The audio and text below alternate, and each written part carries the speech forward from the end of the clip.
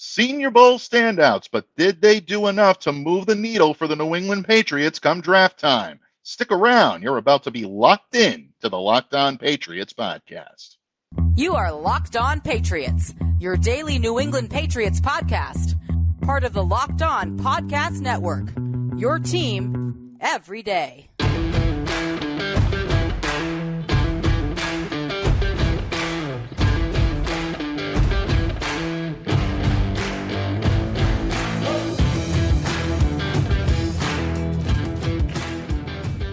Hello to all of you Foxborough faithful, and thank you once again for making Locked On Patriots a daily part of your New England Patriots coverage. Don't forget, Locked On Patriots is not only a proud part of the Locked On Podcast Network, your team every day, but we are also free and available on all platforms. So make sure to smash that subscribe button and download and follow wherever you get your podcasts to ensure that you get the latest episode as soon as it's available.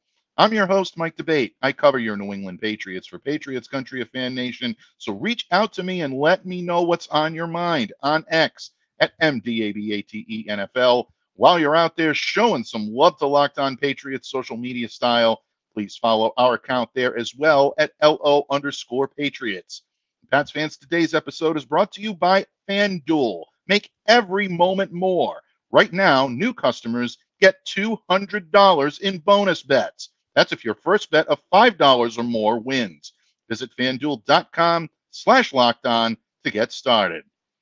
And Pats fans, once again, it is time to kick off the week in style here on Locked On Patriots. It's Mailbag Monday, and it is also #Locked On Murph Monday. And that means only one thing, folks. The monster, master of disaster, the green king of sting, the Count of Murphy Fisto himself, the dancing destroyer, my good friend, Thomas Murphy.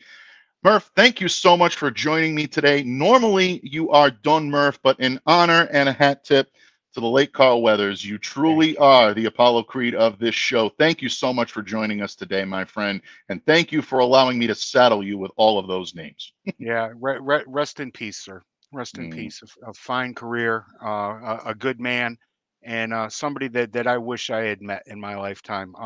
But no, I will wear that moniker proudly. You know, as long as Michael wants to use it with me here on Locked On and anywhere else that he might introduce me. No, all kidding aside, you have earned those monikers, my friend. They belong to a good man. They have belonged to a good man. Carl obviously passing away over the weekend at the age of 76. And for, children of the 80s like Murph and myself who, grew up watching Apollo Creed dance around the ring and, watching movies like Predator and Action Jackson, and now the work that he did with The Mandalorian. One thing that was always great about Carl is he signed all of his social media posts with the #BePeace.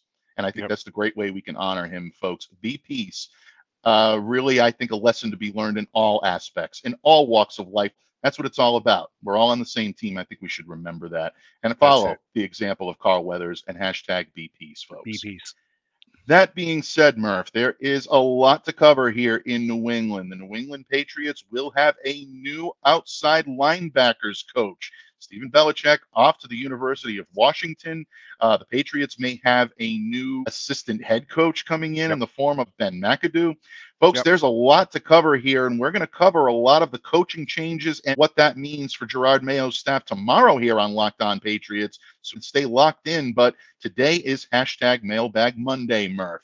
And we had another batch of great questions, folks. You everydayers really do amaze us. It really, really is. You guys always find a way to keep your finger on the pulse of Pats Nation, and your questions reflect it. It truly is remarkable. And Murph, what better place to start than with the Senior Bowl over the weekend? There you go. Great opportunity for the Patriots to scout some potential Pats. This is where the draft begins. I know it's a hashtag, folks, but it really does begin in Mobile. And now we are fully on to the 2024 NFL Draft. And so are the New England Patriots. And Murph, there were a number of standout performances throughout the week. And some players may have really improved their draft standing, but sometimes these players have a way of working their way up and changing that draft strategy. Well, that's our first question that we're going to tackle today from someone who's rapidly becoming one of the very best of the best when it comes to our everydayers and question submitters out there.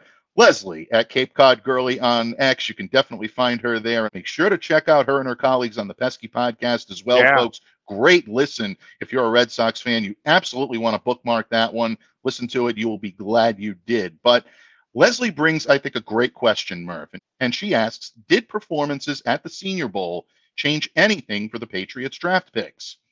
Now, Murph, you and I both know that the Pats have designs on that number 3 pick. Whether they're going to right. go quarterback, whether they're not, still a matter of conjecture.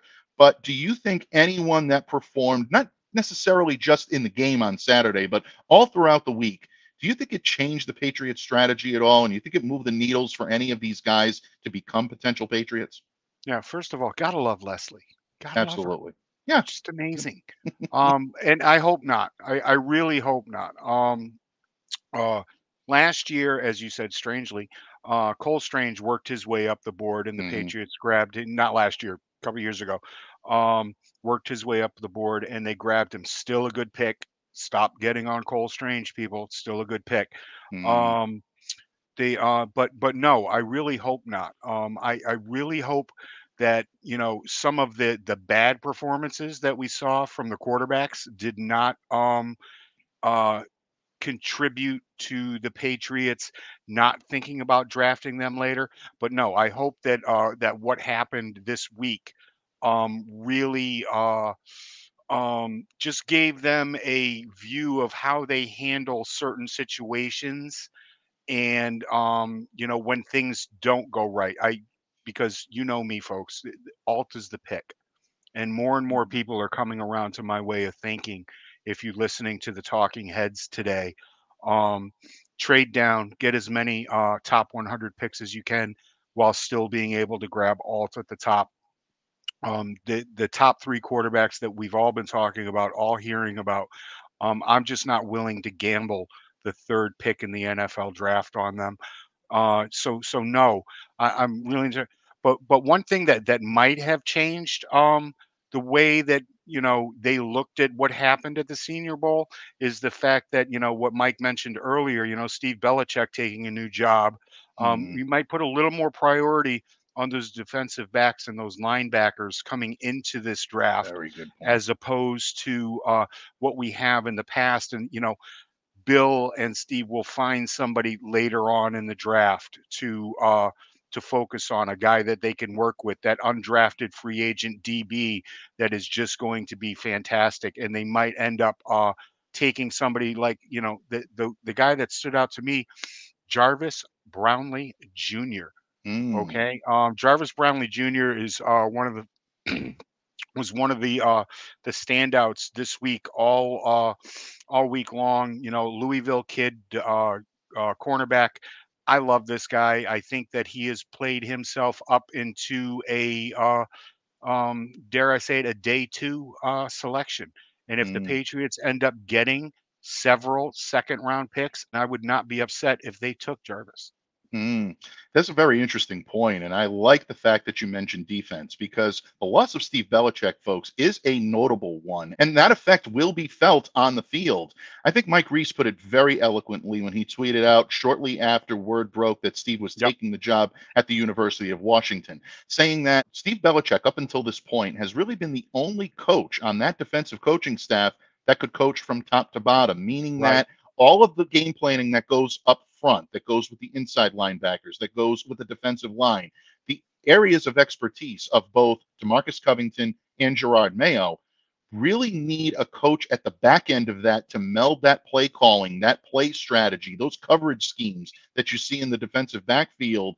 Those have to be melded so well with that front 7 in order to get that total defense to work as a cohesive unit.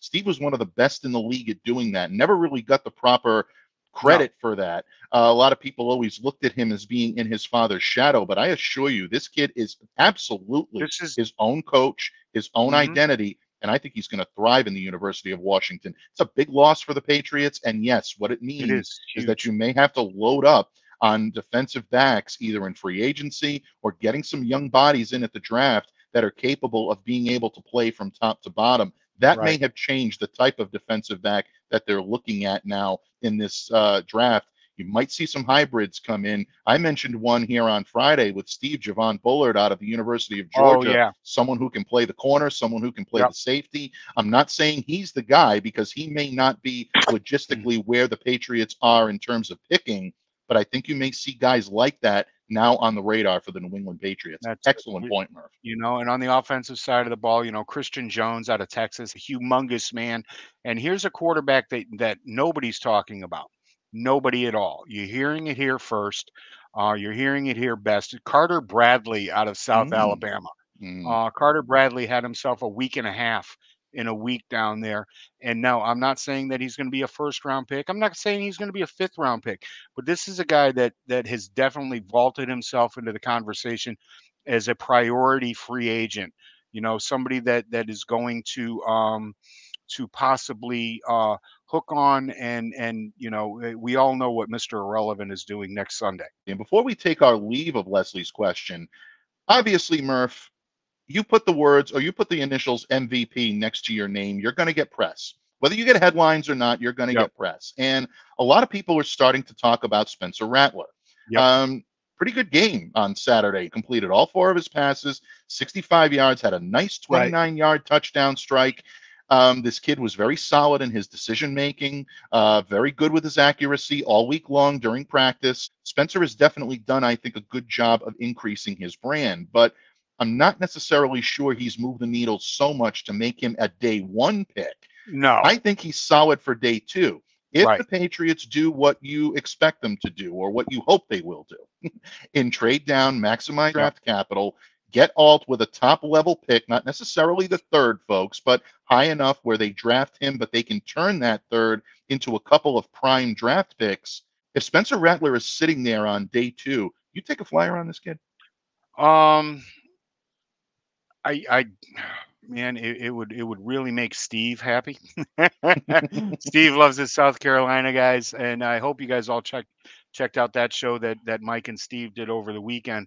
I don't know if I would go a 2nd round pick on him. I might go mid 3rd round pick in the 80s if he's there. It's just I haven't seen enough film yet. I am not one of these guys that puts so much emphasis on these bowl games. It's unbelievable.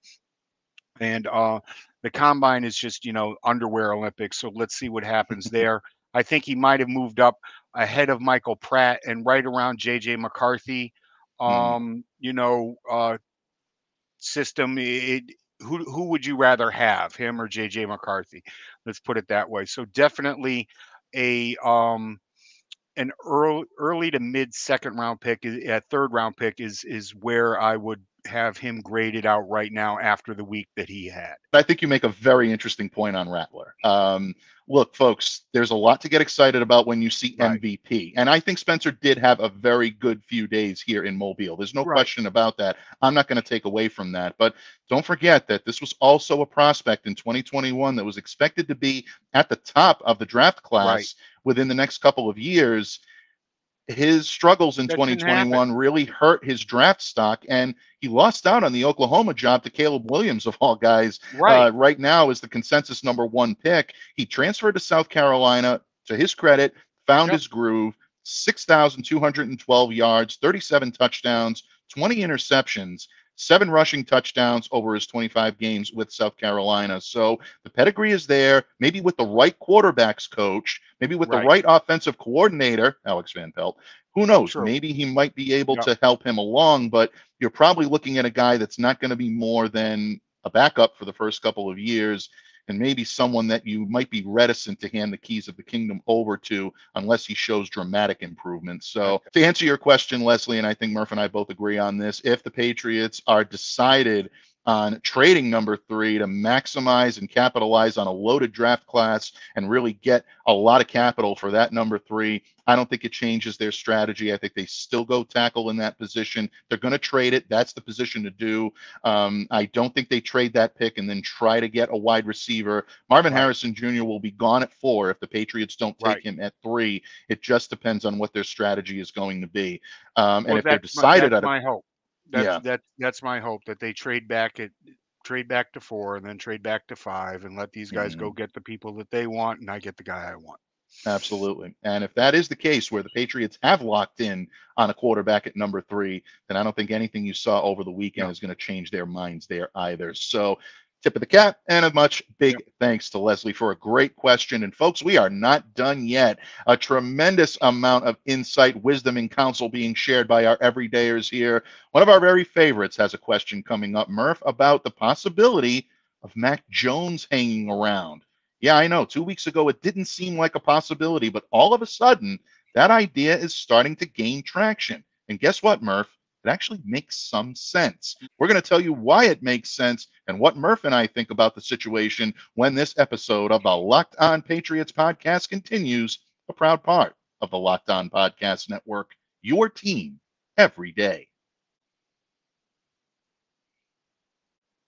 Locked On listeners, the only thing more important than cheering on your favorite team on game day is making sure that your game day table is well stocked.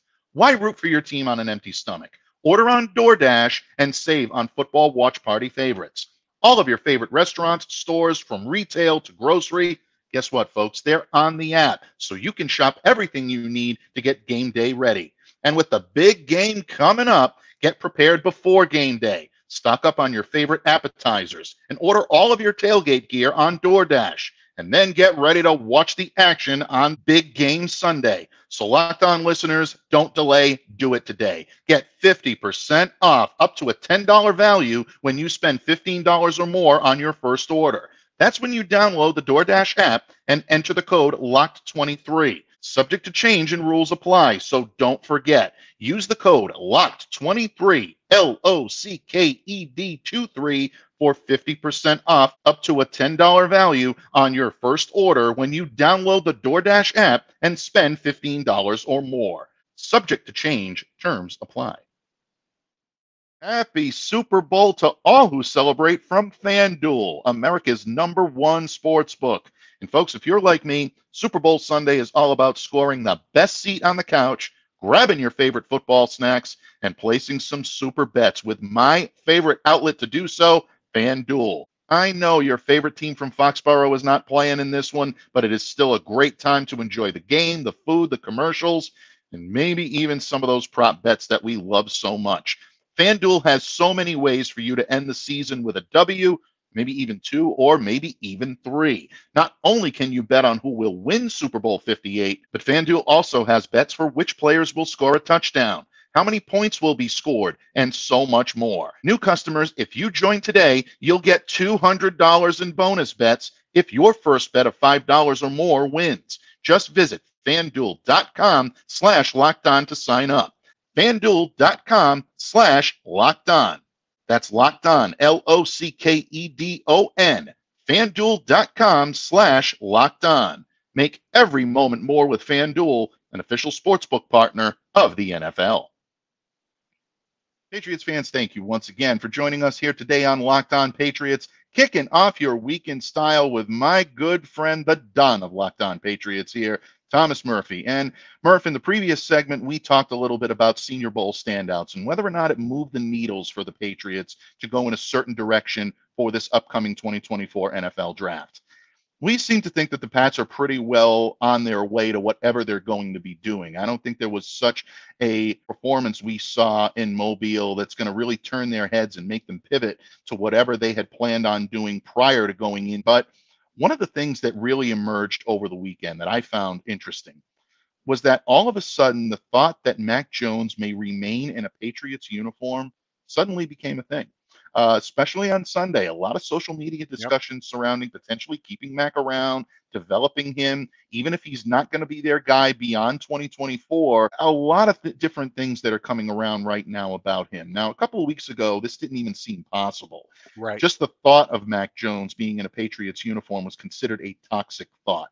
But our good friend Joel in Hull, who is a true everydayer, one of our most valued, and a great friend of the program, Joel wants to know, do you think we should keep Mac Jones as a backup for the 2024 season or try to trade him on draft night? Do you think 3 years is too small of a sample size to cut Mac loose, or are we beyond the point of no return here? I do think it's too soon. I mean, 3 years is not enough of a sample size to cut him loose. Having said that, cut him loose. cut the man Mhm. loose. A lot is, as Mike said, a lot has been made over the weekend and you guys all know me. I'm a Mac Jones guy. Mm. Okay. I would say I danced a jig on draft night when he fell to the Patriots.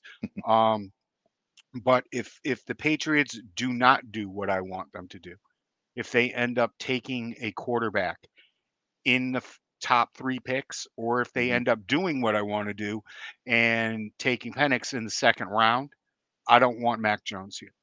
Mm. Mac Jones is not the chip on your shoulder type of guy that will take either of those moves as a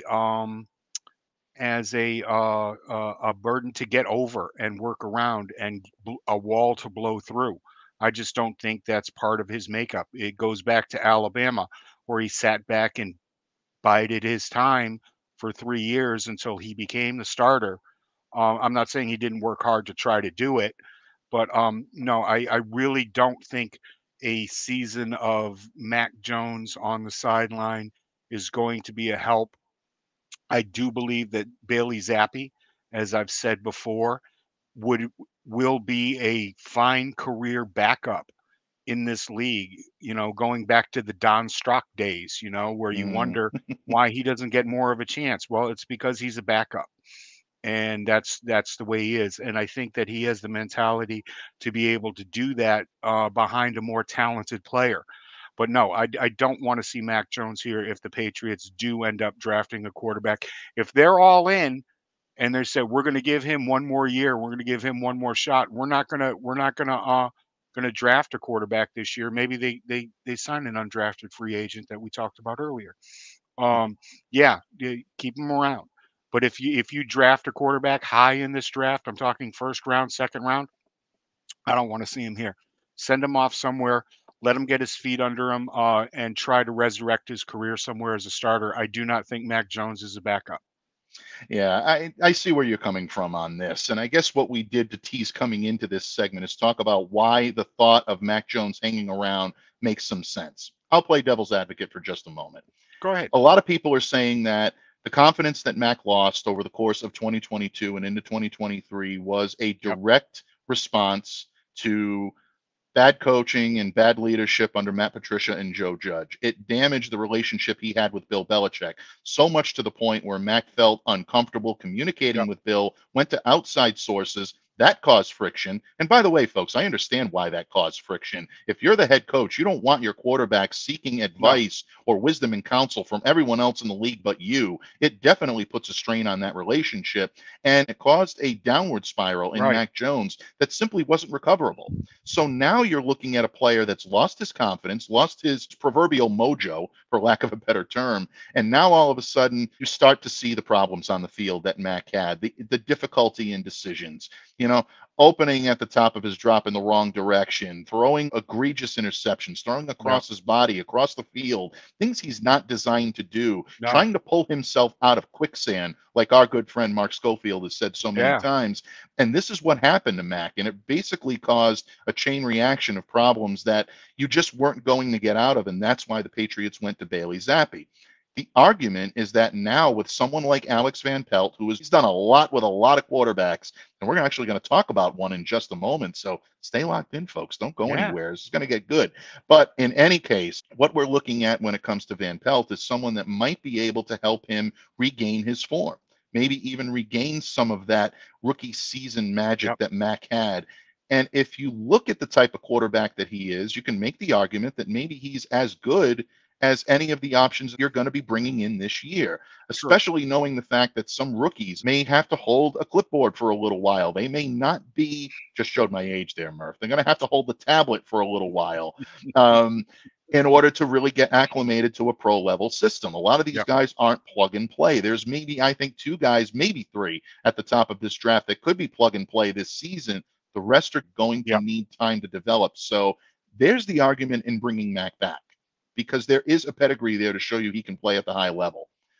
But I think too much damage has been done to his reputation. Yep. I think too many damaged relationships in that locker room are going to Yeah. prevent him from being able to adequately lead. As much as I wanted to fight it, and as much as you and I wanted to fight it, There was a lot more fire to the smoke, folks, about Mac Yeah. Jones having difficulty with a lot of his teammates because of some of the things that were going on, not personally, but just the way he handled adversity. Right. You need to gain your teammates' confidence. Bailey Zappi did that. Mac Jones did not. I don't know if there's a recovery from that. So to answer your question, Joel, I'm not sure this is something the Patriots can recover from. Not sure it's something Matt can recover from. I'm with Murph on this, even though he might be a player that can regain some of his form. I think he's going to have to do it elsewhere. I don't think it's going Right. to be in New England.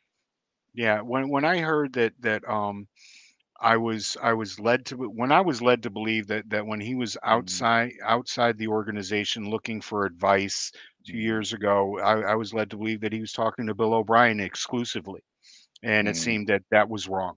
That even his quarterbacks coach, his personal hitting instructor, was giving him advice to ask for a trade. mm, Um, this is something Mac never did, not to my knowledge. He ever asked for a trade, but no, it's there. he- He's not all in on the Patriots, even with this coaching change. mm, And I believe that some of the reports that have come out this weekend about finally having a head coach that believes in him, finally having people that he can communicate with. I'm just not sure that there's any coming back and winning over, as Mike said, the locker room. mm, Guys have made their decisions about him already, and once a football player makes a decision about somebody, it's really difficult to change their mind to go mm. back the other way. It really Yeah. is. It's ingrained in them. They've seen how they work out. They've seen how they participate in practice. They've seen their mental mindset in rooms. So no, I'm with Mike. Mike and I are on the same page here. I think it's time for Mac to go. Excellent question, Joel. And I Yep. think definitely a good question to ask for any Patriots Fantastic. fan right now. And Murph, we're not even done talking quarterbacks yet. No. Imagine, because if the Patriots do move on from Mac Jones, Bailey Zappi may still be here. He's still under contract. We don't Yep. expect him to go anywhere. But if they do decide to bring in a rookie, you need a stable veteran presence here to be able to lead, provide examples. And who better than someone who's already been here in New England to go ahead and to do that? A former member of the Wolf Pack. No, ladies, calm down. I'm not talking about Jimmy G. I am talking about Jacoby Brissett. And he is an intriguing option because of his prior relationship with Alex Van Pelt. Imagine that, getting the band back together in Foxborough, Murph. Who would have thought? We're going to talk about that subject when we wrap up this episode of the Locked On Patriots podcast, a proud part of the Locked On Podcast Network, your team every day. Locked On listeners, passion, drive, and patience is what brings home that winning trophy. You know what? It's also what keeps your ride or die alive. Our good friends over at eBay Motors have everything you need to maintain your vehicle and level it up to peak performance. From superchargers to roof racks to exhaust kits, LED headlights, and so much more. Whether you're into speed, power, or style, eBay Motors has got you covered. With over 122 million parts for your number one ride or die, you'll always find exactly what you're looking for. And with eBay Guaranteed Fit, your part is guaranteed to fit your ride every time or your money back. Because with eBay Motors, you're burning rubber and not cash. With all the parts you need at the prices you want, it's easy to turn your car into the MVP and bring home that win. Keep your ride or die alive at ebaymotors.com. Eligible items only, exclusions apply. eBay Guaranteed Fit only available to U.S. customers. Patriots fans, once again, thank you so much for joining us here today on Locked On Patriots, spending time on your Mailbag Monday, on your hashtag Locked On Murph Monday, right here on the pod. And folks, don't forget, stay locked into Locked On Patriots tomorrow. We're going to be talking coordinators, we're going to be talking coaches, and a very special guest with some insight on Ben McAdoo that you are not going to want to miss, folks. So stay locked into Locked On Patriots. Download, subscribe to, follow wherever you get your podcasts. But we're going to close the mailbag this week with an interesting question from a first timer, really, Oh, submitting yeah. these questions. A new listener, a relative new listener, someone who just started listening to us a couple of months ago. His name is Devin in Saugus, Mass. Devin had a question on bringing back an old familiar friend to play quarterback. Now, folks, we're not talking Tom Brady. We're not even talking Jimmy Garoppolo, but we are talking a third member of that wolf pack, and that is Jacoby Brissett. Jacoby is set to hit unrestricted free agency when the new league year begins in March, Murph. He spent time here in New England, a year in New England as a spot starter, mostly as a backup. But Jacoby turned heads no matter where he went. 4 decent years with the Indianapolis Colts, but I think he really turned a lot of heads in Cleveland under Alex Van Pelt. There is a relationship there, and there is a synergy that both of these guys can use to their advantage. And I think Jacoby played some of his best football under Alex. So Devin wants to know that question. If the Patriots now are going to be moving in a different direction, the way we thought they would in the previous segment, we both agree that Mac is better moving on. Bailey probably is going to remain here. Maybe you get a rookie, but you need another veteran presence. Do you think the Patriots would be smart to sign Jacoby Brissett, considering his previous relationship with Alex Van Pelt? Bud, Well, floor is yours. Yeah, I do. What coaches look for, and you see this time and again, is when head coaches move on or coordinators move on and become head coaches somewhere else, they raid the old kitchen cabinet on their way out the door. And what they look for is talent, like-mindedness, and ball players that are on the same page as them. Now, we all know that Jacoby Brissett checks all 3 of those boxes when it comes to Van Dam. Okay, and yes, that I'm going to be calling him Van Dam for the foreseeable future. It is. I think it's a fantastic idea to bring Jacoby in here. He knows the area. He knows the press, which is something that is a lot more important and going to be even more important in the new transparent Patriots regime that is coming up here, where everybody's going to be a free thinker and a free speaker. And but no, I think he has the talent. He knows what Van Pelt is going to be asking him to do on a day-to-day basis, and just having that veteran presence, okay, in that quarterback room is going to be really, really important. It's something that hasn't been here for the last 2 years, and I think would help whoever's in there now and whoever might be in there after the draft or free agency, when that comes to pass. I think he would be fantastic here. If you're not going to be bringing in a stopgap guy, whatever name you might want to throw out there right now, Gardner Minshew, to come in here for a couple of years, and it is still a youth movement happening in there. I can't think of many players better than Jacoby Brissett to sit there and explain how to become a professional quarterback. Very good point. You look at the pedigree that he formed in New England, and folks, it does count for something. I mean, you look at his resume from his time here in New England. Was the 3rd round pick out of North Carolina State, began his career with the Patriots in 2016. He was a starter for 2 games, kind of got a little bit of notoriety here in New England for the job that he did. It was serviceable, but I think his best season, believe it or not, was in 2022 for the job that he did with the Cleveland Browns. And a lot of people may say, well, I think he did a pretty good job in Washington, last year. Yeah, I don't disagree with that. I think he did a pretty good job in Washington last year as well. Yep. But when you look at the numbers he put up relative to the amount of starts and the amount of games that he played 16 games for the Browns, only the 2nd time in his career that he suited up for 16 games and got into action. The only other time was his first year away from New England in 2017 with the Indianapolis Colts. 64% of his passes were completed. That was the highest percentage until this year in Washington with the Commanders. He threw 12 touchdowns, 2,608 passing yards. A lot of what you saw from Jacoby Brissett was growth, and I think a lot of that was brought out by Alex Van Pelt, being able to identify what his strengths were and then catering to them. And I think that's something that really spoke very well of Jacoby, and it spoke very well of him being able to play in the shadow of guys like Deshaun Watson, even this year playing in the shadow of someone like a Sam Howell, who had a lot of light on him early this season. But Jacoby came in and really, I think, played very well for Washington as well. This could be a good move for the New England Patriots if they wanted to go in that direction. And again, you mentioned that veteran leadership, Murph. I think that's so important here. That's it. He's someone who's willing to come in as a bridge option. He's willing to be someone who will mentor a young quarterback and Right. help impart some of the wisdom and counsel that he's learned throughout the years. Don't forget some of the guys he's been an understudy to in his time in Yeah. an NFL uniform. Tom Brady, Jimmy Garoppolo. We mentioned guys like Deshaun Watson, and then this year Sam Howell. Jacoby knows how to come in here and play the role he's Right. assigned. And that's so important when you're looking at a quarterback that can take you to the next level. And when you have a relationship with the established coordinator, a guy that's going to be crafting this offense from top to bottom, it really is, I think, an important part. So, Right. yeah, I think the Patriots should definitely take a look at him.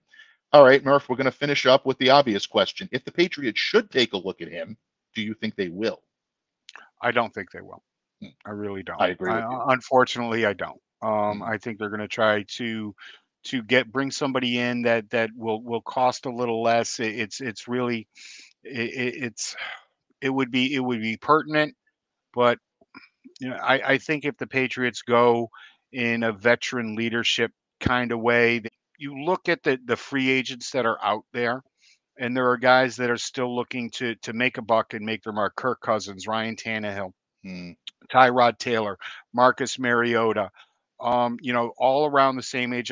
Cousins and Tannehill are up there. They're 35, 36 years old, but Mariota's still 30 years old. Jameis Winston is out there at 30 years old. But I mean, if he wanted to go, if Van Pelt wanted to go in this direction, why wouldn't he be calling Baker Mayfield? mm. Very good All point. right. Exactly. Why wouldn't he want to be calling Baker Mayfield and say, Baker, I can, give you a 3-year contract. We're going to draft somebody later in the draft and see if they can develop him.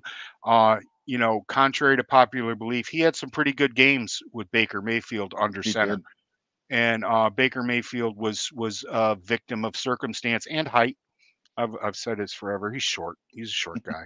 And but no, I think that they were more apt to, if he's gonna go after that familiar guy, I think it would end up being Baker. Yeah, I agree with that. And Jeff Lloyd joined me here yesterday on Locked On Patriots, host of Locked On Browns. He's a valued friend, a valued Yeah, colleague, and I always love talking ball with him. And he was right on the money yesterday when he talked about Alex Van Pelt and the relationship that he had with Jacoby Brissett, but also the relationship that he had with Baker Mayfield yep, and being able to get the most out of these quarterbacks. And let's face it, a lot of Cleveland's quarterbacks ascended to the starting level because of injury or suspension or difficulties on the field. These were not the ideal circumstances that a quarterback wants to come in and take the reins. They're yep, not anointed prior to the season, given that gold stamp of approval and saying, okay, you're our guy, go out there and get it.